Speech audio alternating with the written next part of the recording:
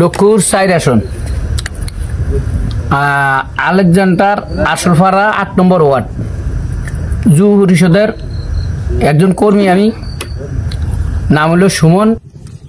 রামগতিতে জেএসডির যুব পরিষদের নেতা সুমন হাওলাদারের নেতৃত্বে আসলপাড়া বিলে বসে প্রতিদিন জুয়ার আসর।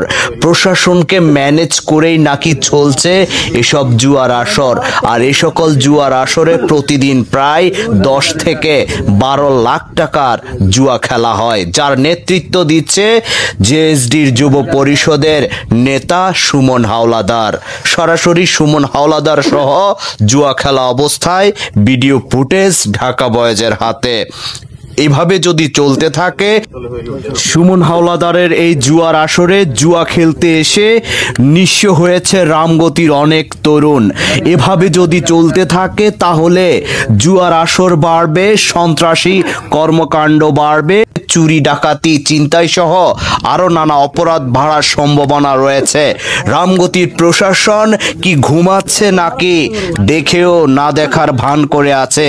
জেএসডির যুব পরিষদের সুমন হাওলাদারের নেতৃত্বে রামগতিতে যদি এভাবে জুয়ার আসর বসে তাহলে এই অঞ্চলে হয়তোবা একদিন অপরাধের স্বর্গরাজ্য হয়ে যেতে পারে, এমনটি আশঙ্কা করছেন রামগতি অঞ্চলের সাধারণ মানুষ।